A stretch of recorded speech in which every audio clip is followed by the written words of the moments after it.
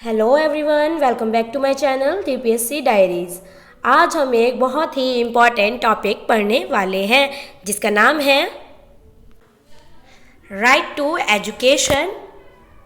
Right to education यानी कि RTE 2009 and 10, जो हर टीचिंग एग्ज़ाम में पूछा जाता है, चाहे वो DSSB हो या KVS, NVS या CTET, है ना। ये सभी एग्ज़ाम्स में पूछा जाता है जहाँ तक टॉपिक। तो किसी भी अदर टीचिंग एग्ज़ाम्स में भी ये टॉपिक पूछा जाता है, GS GK में भी आते हैं इसके क्वेश्चन। तो ये टॉपिक हर बच्चे के लिए बहुत ही इम्पॉर्टेंट है जो भी कॉम्पिटिटिव एग्ज़ाम्स की तैयारी कर रहा है। तो चलिए स्टार्ट करते हैं इजी लैंग्वेज में, 1 बाय 1 पॉइंट में स्टार्ट करते हैं पढ़ना। इंट्रोडक्शन है इसका। The right of children to free and Compulsory Education Act RTE was passed by the Indian Parliament on 4th August 2009 को 4th August 2009 and came into effect on 1st April 2010. This act made education a fundamental right of every child in India. क्या बोल रहा है ये? The right of children to free and compulsory education की बात करता है ये एक्ट, यानी RTE एक्ट 4 अगस्त 2009 को क्या हुआ था? पास हुआ था। ये एक्ट पास हुआ था और लागू कब हुआ था? 1 अप्रैल 2010 को। 1 अप्रैल 2010 को लागू हुआ था। इस एक्ट के बाद एजुकेशन हर बच्चे का क्या बन गया? फंडामेंटल राइट बन गया। फंडामेंटल राइट बन गया था इस एक्ट के बाद। नेक्स्ट है constitutional background. Constitutional background. The 86th constitutional amendment act 2002 inserted article 21A in the Indian constitution.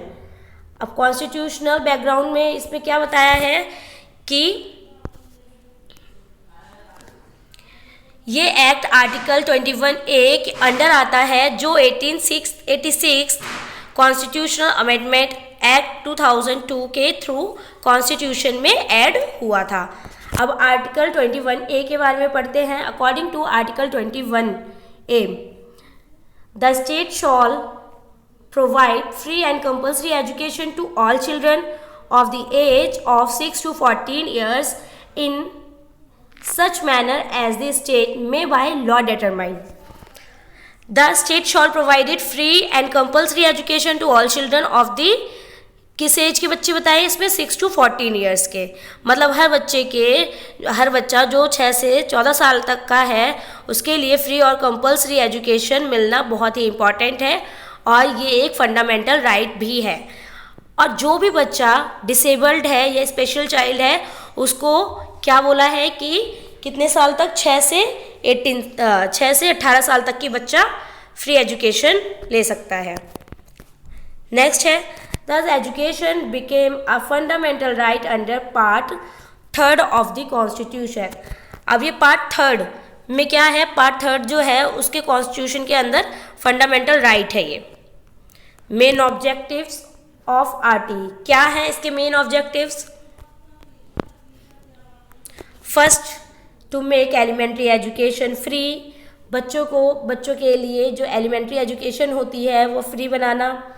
And compulsory for every child 6 to 14 years, सभी बच्चों के लिए कंपल्सरी हो जो भी 6 से 14 साल तक का है। सेकेंड है to ensure quality education in all school,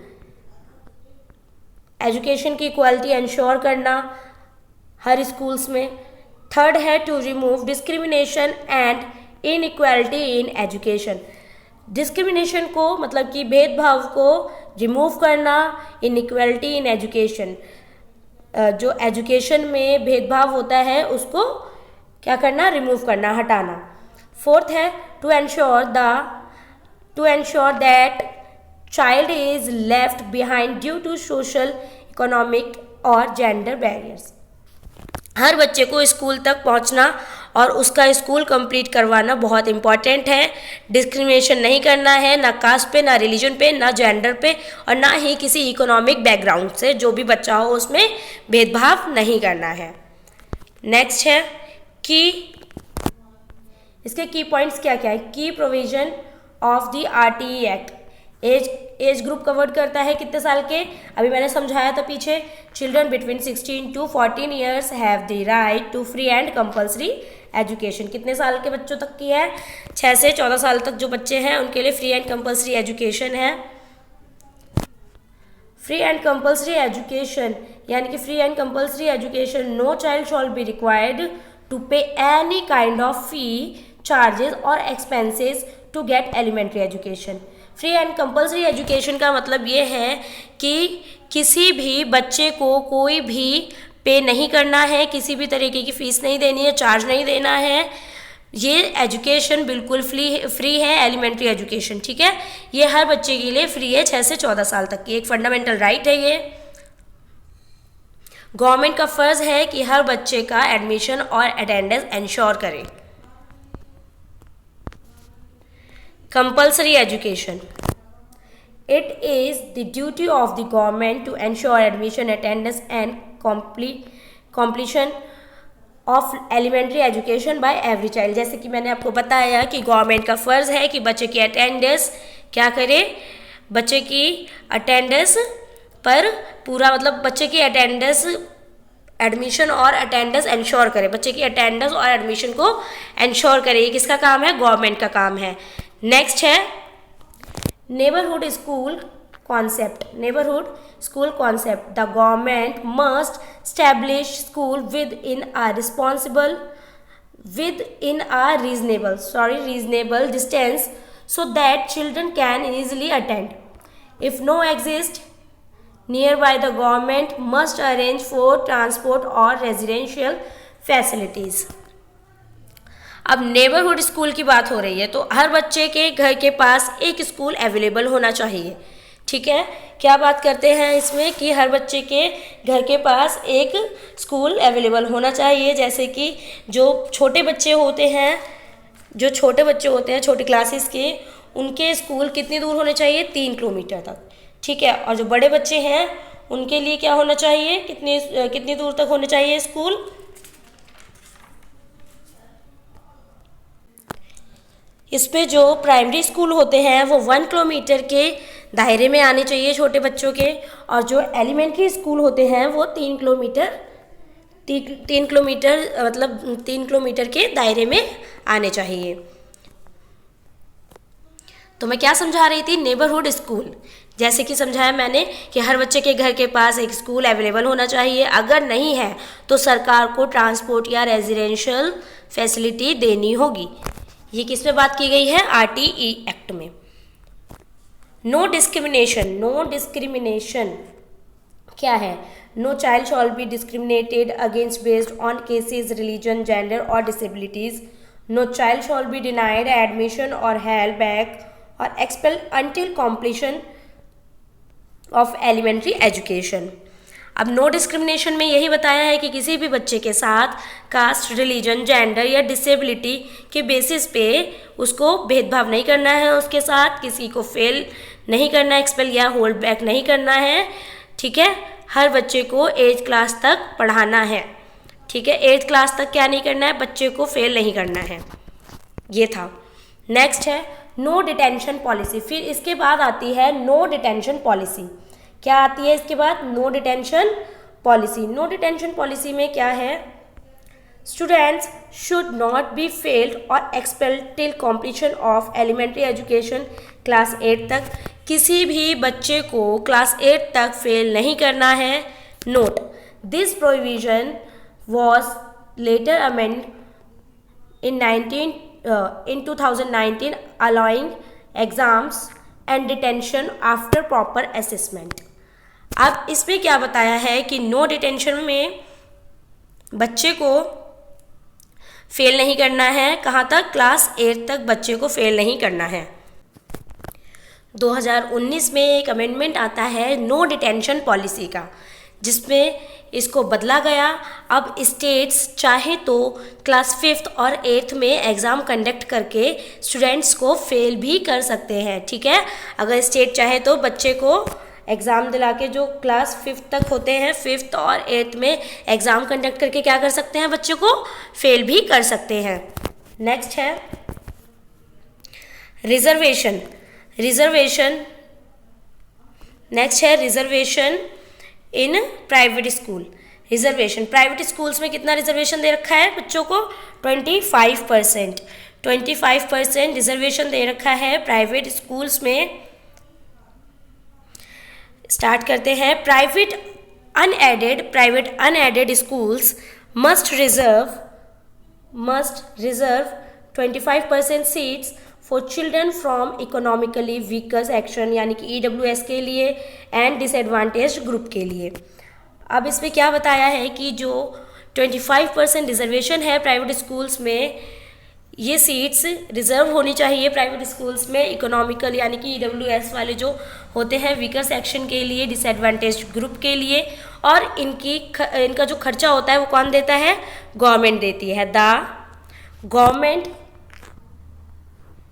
reverses the cost of these students. ठीक है, क्या करती है? गवर्नमेंट देती है। इनका पूरा खर्चा कौन देती है? गवर्नमेंट देती है। जो प्राइवेट स्कूल में रिजर्वेशन वाले बच्चे होते हैं उनका खर्चा देती है गवर्नमेंट। नेक्स्ट है टीचर क्वालिफिकेशन। टीचर क्वालिफिकेशन, अब टीचर क्वालिफिकेशंस में क्या है? Teachers must be professionally qualified as per NCTE norms. Two no teacher without the prescribed qualification shall be appointed, यानी कि regular training and evaluation are required.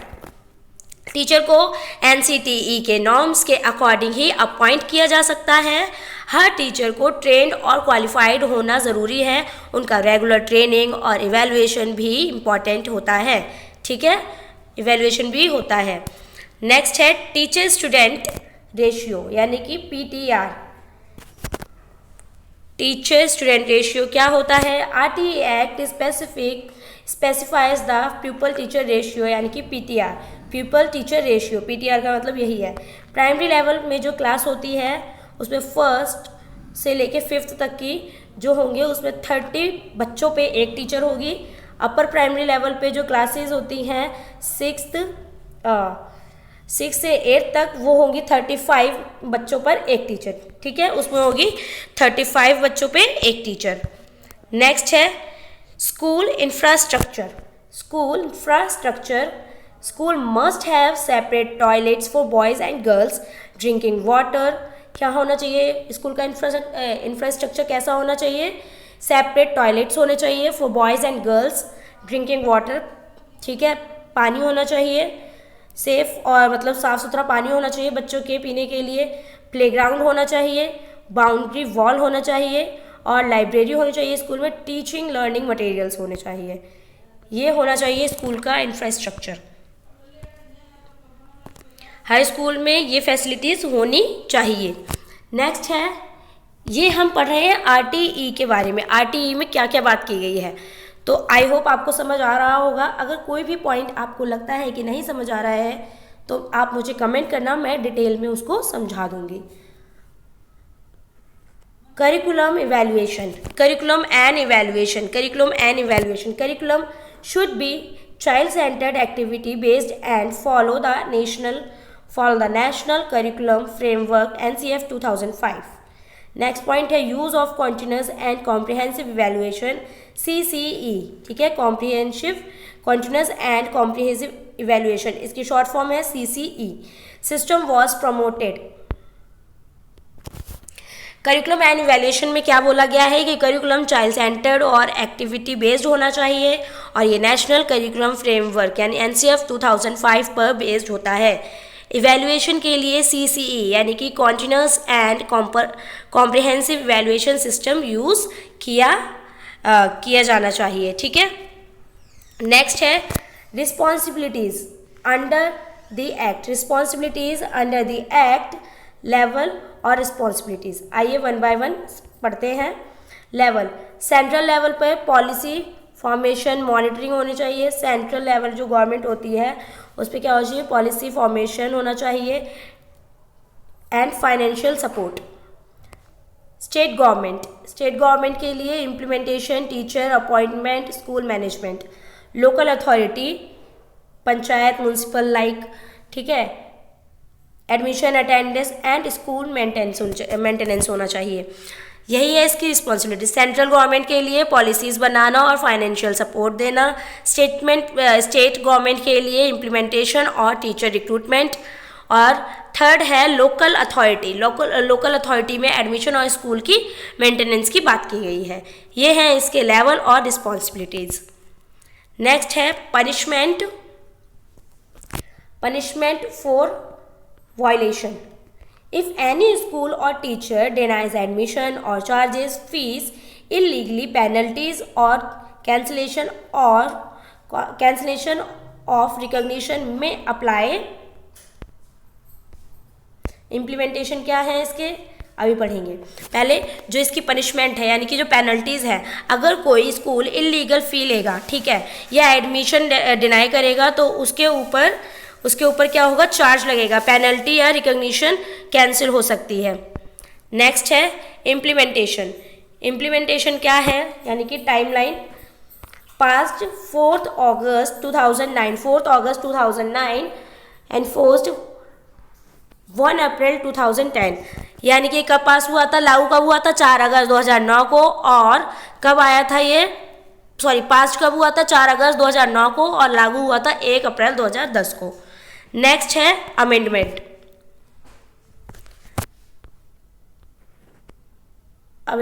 RTE Amendment Act 2019 ended the no detention policy. Now students may be held back class 5th or 8th depending on state rules after exams। जैसा कि अभी मैंने ये आपको शायद पहले समझा दिया है, ये पॉइंट रिपीट हो गया है। इसमें यही बताया है कि अमेंडमेंट में 2019 का जो अमेंडमेंट आया था उसमें नो डिटेंशन पॉलिसी की बात की गई है, ठीक है, इसे बदला गया। अब स्टेट्स चाहे तो क्लास 5th और 8th के बच्चों को क्या कर सकती है, एग्ज़ाम कंडक्ट करवा के उनको फेल भी कर सकती है। नेक्स्ट है importance of RTE act. Importance of RTE act, क्या क्या इंपॉर्टेंस है RTE एक्ट की। Promotes universal elementary education. ये क्या करता है, प्रमोट करता है यूनिवर्सल एलिमेंट्री एजुकेशन को, इंश्योर करता है सोशल जस्टिस एंड इक्वालिटी को। Strength the foundation of child development, aims for literate and skilled India. Social justice और इक्वालिटी को प्रमोट करता है, इंडिया को एजुकेट और स्किल्ड नेशन बनाने की बात करता है। नेक्स्ट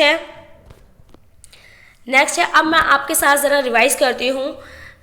एक क्वेश्चन है आपके लिए, RTE कब पास हुआ था, कमेंट करना। RTE कब पास हुआ था, 2009। कब लागू हुआ, 1 अप्रैल 2010। किस आर्टिकल के अंदर आता है, किस आर्टिकल के अंदर आता है, ये आर्टिकल 21 के अंदर आता है। किस अमेंडमेंट से ऐड हुआ, 86 अमेंडमेंट एक्ट 2002 से ये ऐड हुआ है।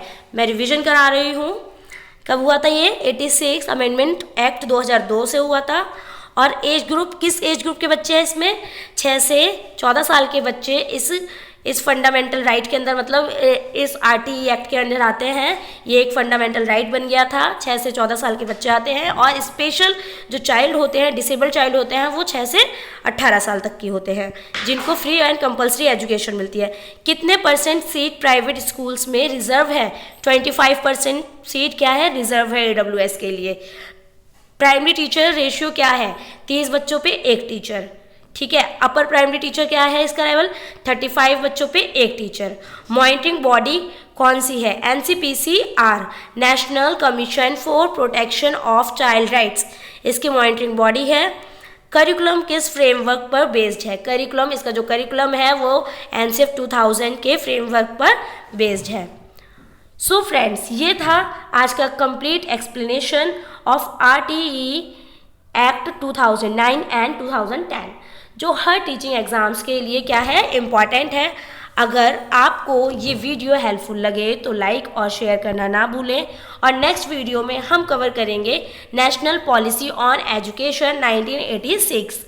तो अगर आपको ये वीडियो पसंद आई हो, वीडियो को लाइक करें, शेयर करें, चैनल को सब्सक्राइब करें, और जो भी DPSC स्टूडेंट है उनको शेयर ज़रूर करें। Thank you for listening, keep learning, keep growing.